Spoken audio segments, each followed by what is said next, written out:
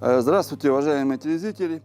Первый сильный замок. Сайн байцгаана уу ирэхэм хүндэт үзэгчтэй. Яг өнгөрсөн жилдээ жил 9-р сарын сүүлд гадаа хасах 4 хэм болж хүүтэрлээ. Шөндөө хасах 5 хэмтэй хонж байна. Энэ нь энэ жилийн хувьд тариалангийн өдрөл дууссан болохыг илтгэж байна. Харин бидний талбайдаа хийх ажил хараахан дуусаагүй байна. Ингээд өвөлдөө хэрхэн бэлтгэх тухай энэ нэвтрүүлгээрээ хамтдаа үздэцгээе.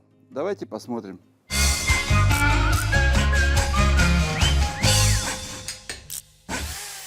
Цэцэрлэгтээ цуслангийн усны хоолойг салгахаас өмнө та бүхэн намрын чийгшүүлэх услагааг хийсэн гэдэгт итгэлтэй байна. Зөвхөн жимсгний төдийгүй гоёл чимэглэлийн ургамлуудыг услах хэрэгтэй шүү. Мойл, Сибирийн зэрлэг алим, бургас гээд бүгдийг нь сайн услаарай. Харин услаж амжаагүй бол өдөртөө нэмэх хэмтэй байгаа дээр нь амжиж услаарай. Ус хөрсөндөө шингэх ёстой шүү. Мэдээж унсан навцсаа цэвэрлэх хэрэгтэй. Энэ хоёр модны нэг нь бараг хагдарч дуусч байна. Альмийн Дубравинка сортлоо. Илүү эрт ургацын сорт болохоор үр жимсээ төрүүлж өгч, навчин мөн төрүүлж ундаг. Харин нөгөөх нь Малинка сорт. Навц нь бараг хагдраагүй байгаа биз дээ. Энэ хоёр хоёулаа манай брэдийн селекц их. Унсан навч бүрийг сайтар цэвэрлэж аваарай. Том амтай тармуур ашиглаад цэвэрлж, зузаан давхарлаж унсан навчин доор хурдан шавж өвлж их эрсдэлтэй. Мөн хавар бидэнд навч цэвэрлэх зав төдийлөн гарахгүй. Тиймээс намар нь цэвэрлжсэн дээр шүү. Хураасан навцсаа хэрхэн ашиглах тухайд бол мэдээж ялзмаг болгон задлаад бордоо болгож болно. Бүр навчис ялзмаг болгон задлаж хийдэг бордоо хүртэл байдаг юм байна л. Харин би навцс дээрээ бусад төрлийн ургамлын үлдэгдлийг нэмж хийдэг болохоор компост болчихдог юм аа. За, навцсаа цэвэрлснийхээ дараагаар модныхоо ишийг цайруулан будах хэрэгтэй болно. Өвлийн улиралд ялангуяа 1-р сард өмнө зүгт харсан холтсон хасах 30 хэм хүртэл хөрж, өдөр нь 15 хэм хүртэл дулаархаар цуурж хагарч эхэлдэг. Үүнээс болоод мод бүхэлдээ үхэх аюултай. Тиймээс цайруулж будаж хамгаалах хэрэгтэй. Цайруулж будсан будаагүй хоёр модны ялгааг 100 та мэдрэх болно. Тиймээс модныхоо их бий болон гол салаалсан мөчрийг цагаан эсвэл саарл өнгийн тусгай бодисоор будаж өгөөрэй. Энэ модонд гэхэд би 3 мөчр будах гэж байна. Цайруулагч бэлтгэлүүдийг та дэлгүүрээс авч болно. Хүсвэл өөрөө хийсэн ч тааж чадна. Энэ гэхэд цэцэрлэгийн цагаан шохон унтаг байна. Бэлэн бүтээгдэхүүний давуу тал нь холтсонд өвлжиж болжгүй хортон шавжийг хүртэл устгах чадвартай байдаг. Харин энэ бол шинэ бүтээгдэхүүн бөгөөд шингэн будаг. Хэрэглэж үзээд чанарыг нь шалгах хэрэгтэй болох байгаа.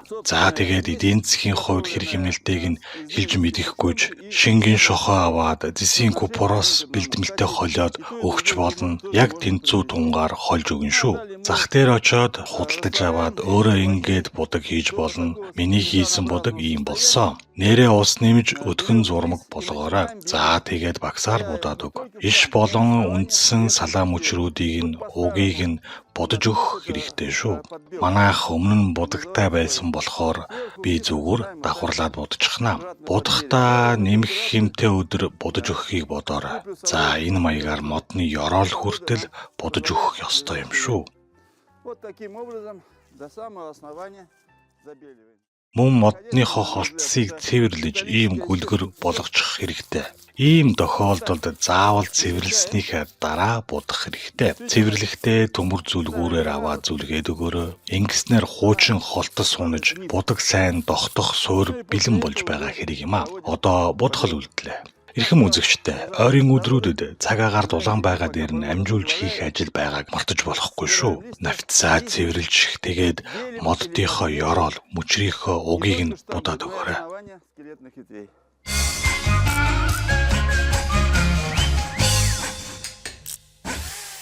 Ну что же касается сливы, то Шавганы модны хувьд навчин дөнгөж хагдарч эхэлж байна. Алми модтай адилхан намрын чийг өгөх хуслага хийх хэрэгтэй шүү. Навчсан унж дуусгаар цэвэрлээд ялзмагт бордоо хийхдээ ашиглах нь бизтэй. Шавганы мод яг бут шиг ингэж олон салаалж ургадаг. Тиймээс бүх салаа иш мөчрүүдийг нь угаас 1 метр өндөр хүртэл цайруулж будаж өгөөрэй. Ер нь хэдий чинээ өндөр цайруулж бодно, төдий чинээ өвөл холтос хагарахаас хамгаалж чадна. Ялангуяа урд талын буюу өвөл нар хамгийн их тусдаг талыг нь сайтар давхарлаж бодож өгөөрэй. Зимнее время.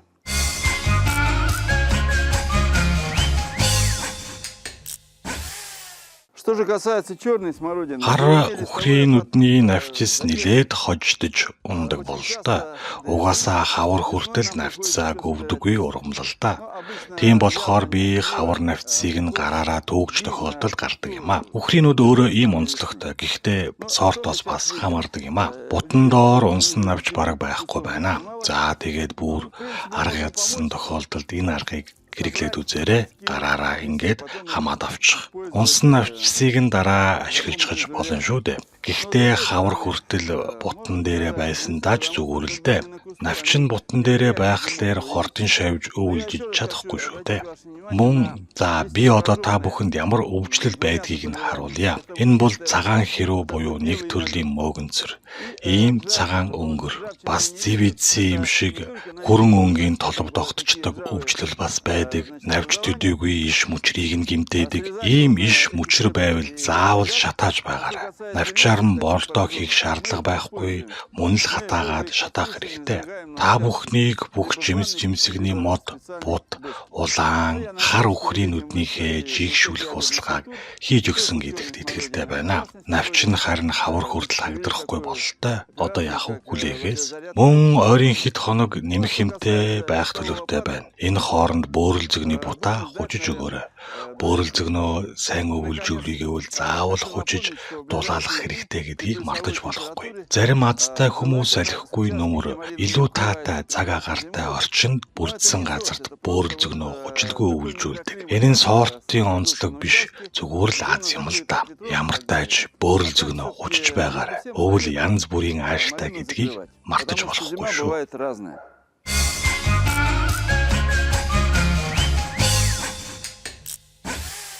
За цэцэрлэгтээ ажилласан бол одоо бүгдээрээ хүлэмжинд анхаарлаа хандуулъя.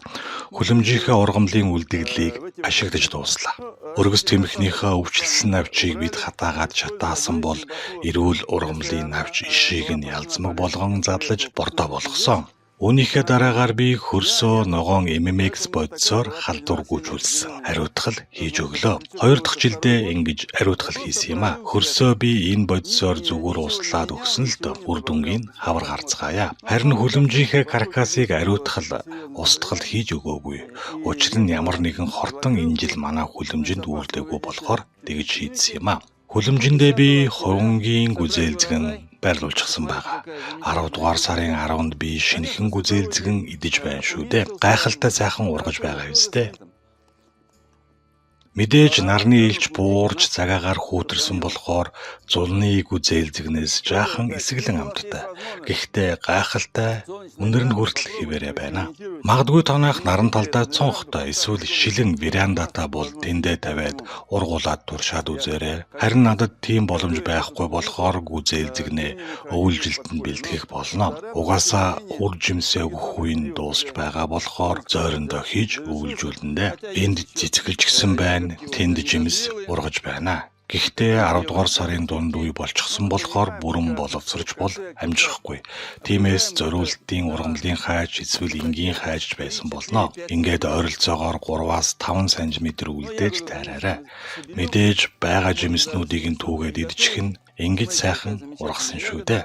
Хувингийн гүзээлзгнээ ургуулах боломжтой орчин байгаа бол ургуулад байгаарай.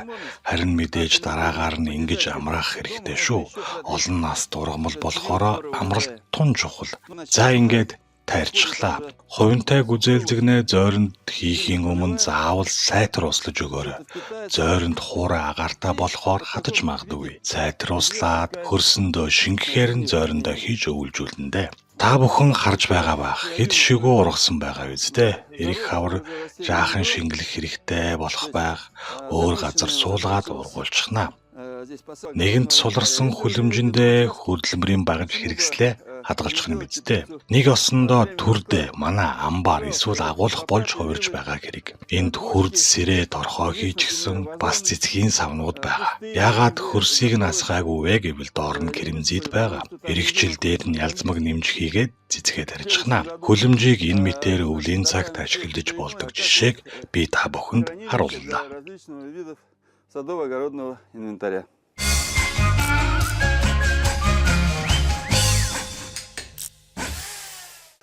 Обязательно обратим внимание и на парник. За одоо харин парникта анхаарлаа хандуулах цаг ирлээ.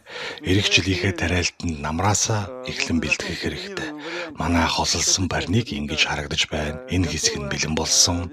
Хавар жаахан засвар хийж хашлахыг нь өндөрлөөд өргөст хэмхээ тарьчихна. Харин энэ хэсэгт нь голдуу навцс байгаа. Моддын навцс байгаа. Хараарай. Доод хэсэгт нь бутлагчаар жижигэлсэн улаан лойлын иш навч, тэгээд луун болон манжингийн иш навч байгаа. Харин байцааны навчийг ингээд гараараа жижиглээд ураад хийчихсэн байгаа. За тэгээд сая жимсгний болон чимэглэлийн бут модны навцыг нэмж хийж өгөхөөр бэлдсэн байна. Энд мойл, Сибирийн зэрлэг алим, мэлрэг, бургасны навч хүртэл байгаа. За ийм маягаар дүүргэж өгнө.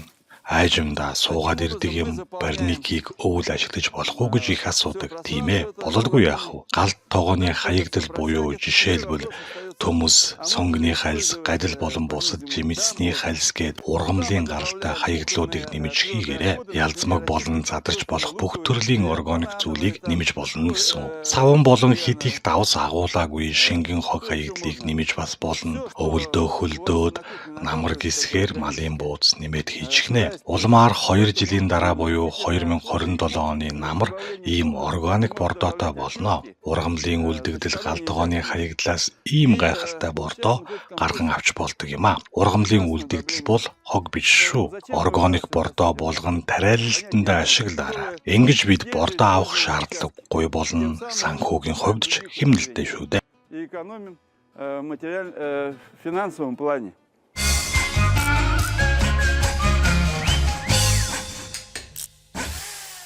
За эрхэм үзэгчдээ бид талбайд олон төрлийн олон нас цэцгэс тариалдаг.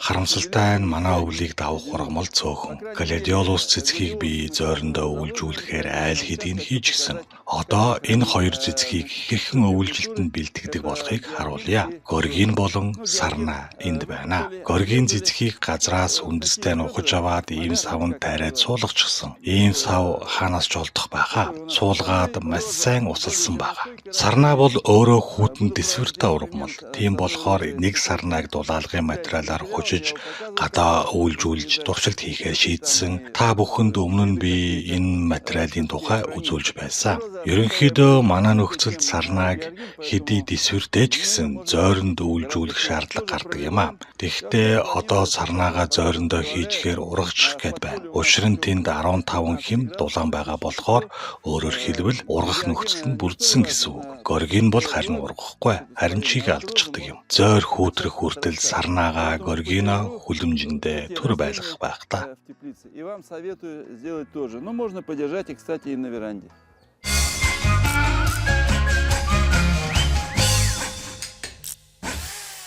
Ну и, конечно, к зимовке нужно подготовить гряды.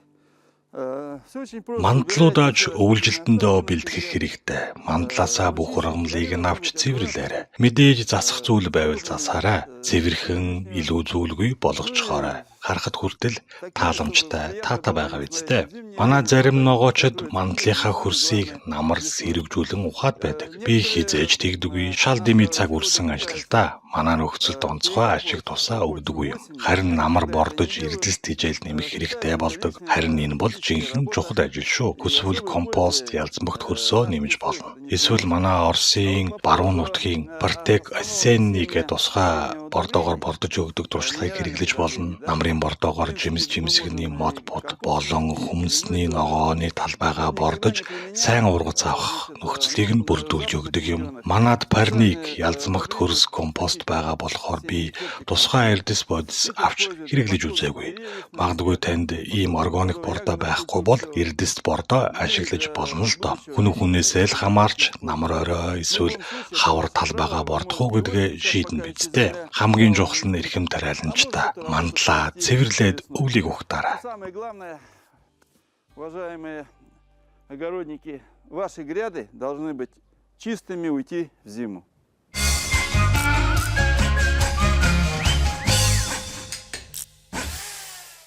Ногоон талбайдаа ашигласан тариалангийн багаж хэрэгсэл тоног төхөөрөмжөө хураах цаг ирлээ. Хувин энд байна. Голдуу сүүлийн үед хуванцар болсон л доо. Зарим хүмүүс төмөр хувин ашиглаж байгаа харагддаг. За цэцэг услагч бас байна. Амбарт хийгээд хадгалчихна. Хамгийн гол нь өвөл хуванцар эдлэлд гар хүрч болохгүй.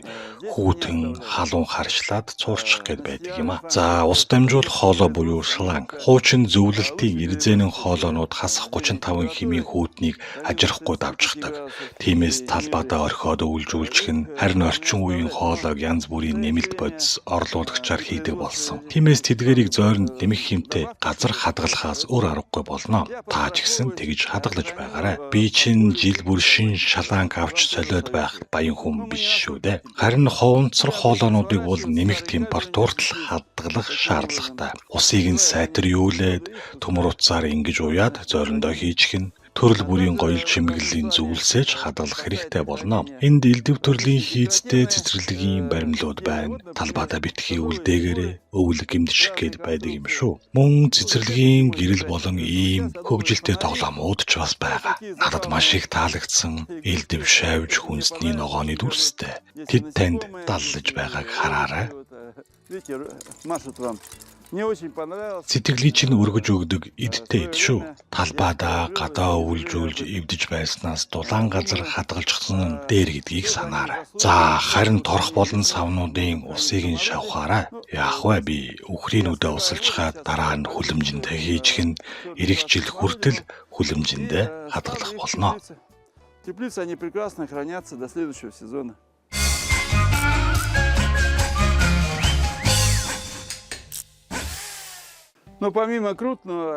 Цэцэрлэг талбайн том багаж хэрэгсэл тоног төхөөрөмжөөс гадна олон тооны жижиг зүйлсийг хадгалах хэрэгтэй болно. Би тэдгээрийг хадгалах ийм тусгай агуулга хийсэн. Миний ноу-хау юм да. Бүх жижиг зүйлсээ энд хадгалдаг. Суулгацны стакан, хайрцаг хашлагны тууз, мөн туузан хашлагнууд байна. Хөдөлмөрийн багаж янз бүрийн хурд сэрээ тармуур байгаа. Бүгдийг нь ингээд нэг доор хадгалчихаар хавар суулгацаа тарих болохоро бүгд гар доор бэлэн байдаг юм а. Энэ дээрээ хэрэгтэй бүхнээ сонгоод л авчихдаг. Манай эрчүүд уран гартай юм чин эрхэм бүсгүүжүүдээ. Тэднээс ийм агуулга барьж өгөхийг гуйгаарай. Тэд зөвшөөрнө гэдэгт итгэлтэй байна. Бүх зүйл нэг доор цэвэр орчинд хадгалагдах ёстой шүү дээ. За шүшигчийн хувьд бүгд батарейгаар ажилдаг янз бүрийн багтаамжтай одоо ч асаахад бэлэн цэнэгтэйгээ байгаа. Мэдээж тэдгээрийг хүүтэнд хадгалж болно л доо. Гэхдээ силикон жиргэвч хүүтэнд хөлдөхөөр чанараа алдчихдаг. Тиймээс эдгээрийг нэмэх хэмтэй дулаан зойронд хадгалаарай гэж зөвлөмөр байна.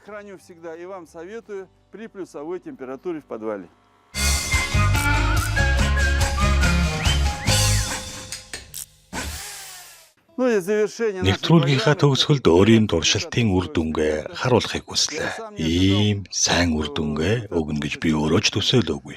8 дугаар сарын дунд үед энд салаатны ургамлууд тариалсан. За хараарай. 10 дугаар сарын 10-нд хүртэл шинэ ургац авч болохоор байгаа биз дээ. Нэхмэл бус материалаар бүтээж 3 ургамал тариалсан юм а. Энэ бол руккола, навчит салат, за тэгээд редиска. Редиска гэхэд жижигхэн биш, ам чанар сайн.